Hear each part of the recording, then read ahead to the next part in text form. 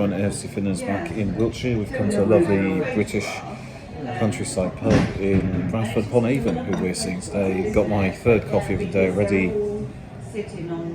Full Enzo Maresca mode. Here's Tomato.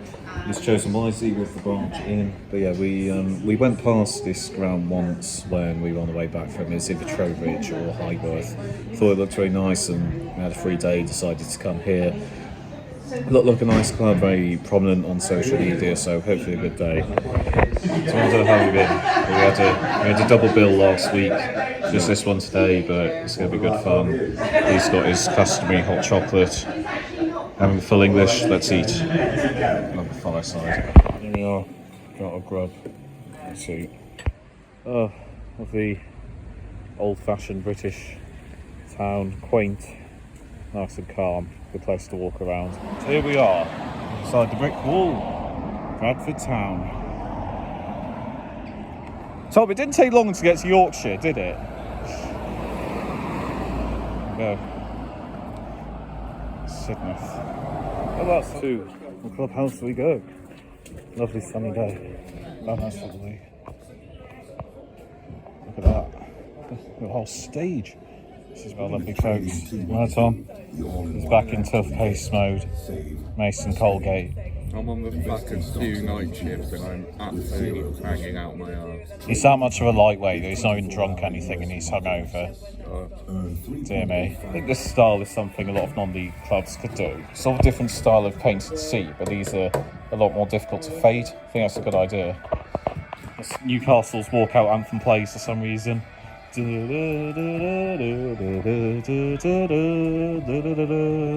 Bradford Town were founded in 1992, starting off in Division 2 of the Wiltshire League. They were champions of this league in 1994, and 11 years later were promoted to Division 1, winning it in 2014. They would then be transferred to the Hellenic League, but relegated to Division 1 of the league in 2023. Last season, they went up via the playoffs, defeating Town 5-0 in the final.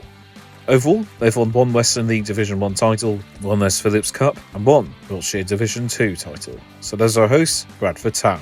Let's have a look inside their home, Trowbridge Road.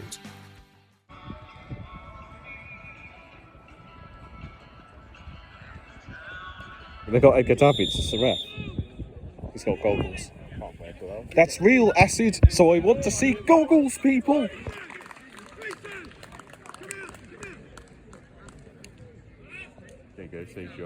Come on, let's go! Midway through the first half and Sidmouth take the lead. The ball's played across the box, tapped in beyond the goalkeeper. It's not a 0-0 and it's a lovely sunny day. Happy? Look at that shot. It's gorgeous, straight out of Hollywood.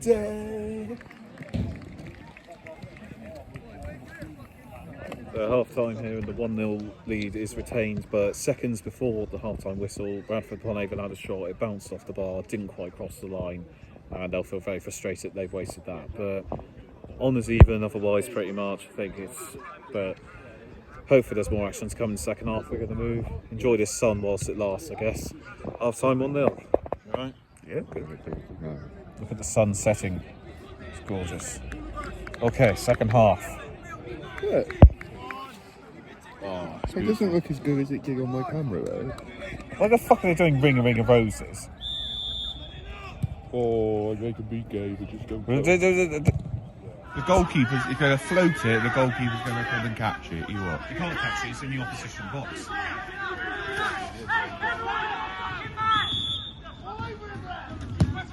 Did he just shoot?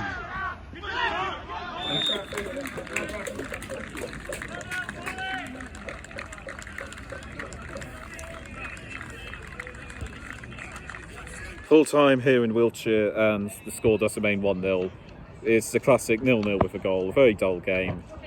Scandal was questionable refereeing performance with I think Bradford upon Avon nearly exploded with anger at some of his decisions, didn't give a penalty that should have been, so it was outside the box, but that's full time. Time to head home, catch match of the day and have a few ciders I got from here this evening. Full time, 1-0. What are you going to do on your days off? Bask in my mystic, prowess.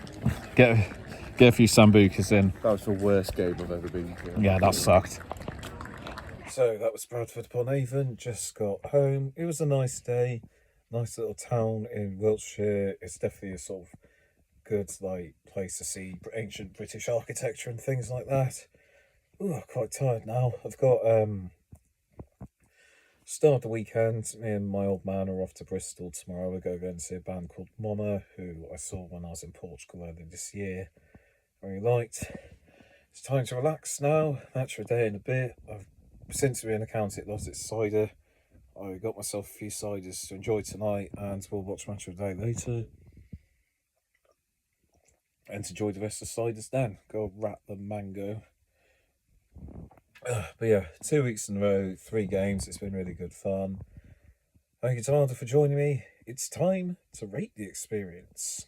So we will start off with welcome, and I think it was pretty nice. There was a guy on the terraces who welcomed us in and was very chatty. The one we paid the money to, he was very kind and friendly. There were quite a few people who came in, and when we sort of sat down, they were like, "Oh, are you groundhoppers?" It was interesting how it was obviously we were outsiders, but people generally took an interest. Some places an outsider walks in and people wrinkled their nose, but they were quite the opposite. They seemed to embrace groundhoppers coming along, and even at the end, a member of staff came over to us and was sort of saying, "Oh, did you guys enjoy it?" So obviously people noticed that we were from out of town, but they appreciated us coming all that way, asking how far we came. So I can tell it meant a lot to them. It's really nice to know that we were able to help out the club. Bits of it set up quite well. It's a nice club bar, really pleasant place to sit down and enjoy yourself. Didn't really have any issues with anyone there. I know people of all kinds of ages. Lots of people brought their dogs and kids, which suggests it's a nice family atmosphere. Oh, and they have a really good presence on social media. A lot of clubs are quite laid back with their social media, but I thought Bradford did a good job. If you go on their Instagram, they put a lot of detail on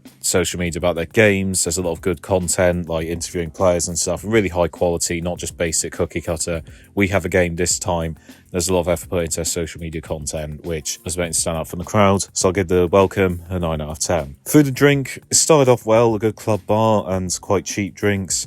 But there was that sort of tuck shop on the outside. I sort of waited there for ages for someone to come along, and then there were 2 cake options. One was a brownie, one was a millionaire shortbread.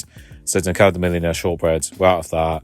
Can I have the brownie? We're out of that too. And I just gave up. I came back later for some M&Ms just because I needed a snack. It wasn't great, and they had lots of pastry options like cheese and onion rolls and stuff. But it was very clear by half time they'd sold out. It's kind of yes, these clubs are operating on a budget, but if you're selling out of the food, that means you must be making a profit from it. You could make more money if you invested more into the stock you have. So I think they're missing a little bit of a trick and maybe not preparing for the demand that they have. But it's also one of those things, it is a bit humiliating when you ask for something, they say they don't have it when it's on the menu. There was one guy working there and he was very nice, but I do think they could do with getting one of their other volunteers to support him, because eventually they did put the word sold out on the menu, but it seemed like they were just rushing one guy off his feet, and I don't think that was the best way of organising it.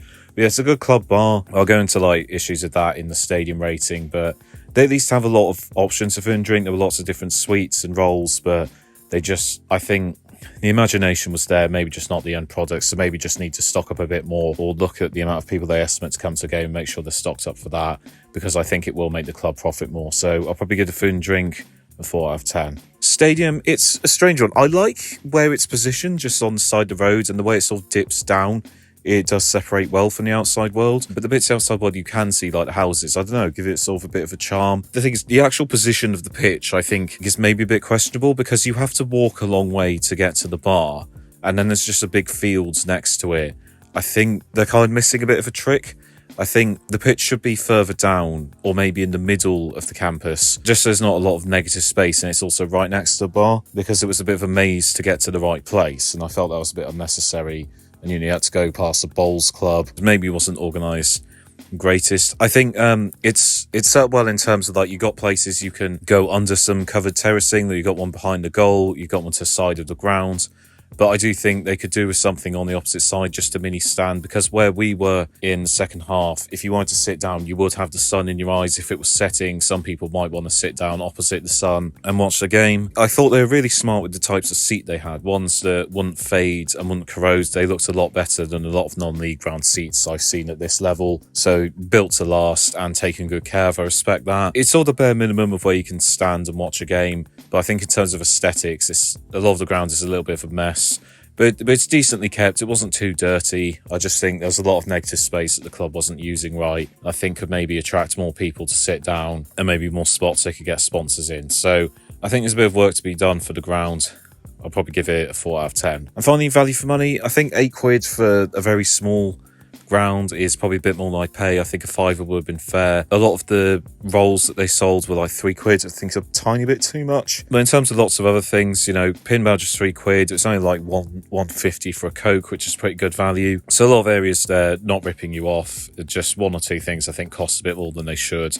I think for the experience they're providing, the tickets should be a little bit cheaper. So I'll probably give the value for money a 5 out of 10. So that was Bradford upon Avon. Had a really fun day. Wasn't the best game, but I think that's amongst the most I've laughed with Tom at a game, just because of the refereeing and bizarre nature of the game we were experiencing. But I've had a really good couple of weeks of ground hopping. It's going to be a couple of weeks before I go to my next game. Just got various things going on, but that's all right. We've had a great time last week with Slough and Man City and had a lot of fun today. So it's really nice to be back ground hopping, really enjoying it as we enter the winter months. Winter games are special. They're saying nice about the atmosphere amongst them, and I think we're wrapping up the year in style, keeping busy. It's been really good fun. But at the end of the month, we got 1 or 2 more games I'm excited to bring to you.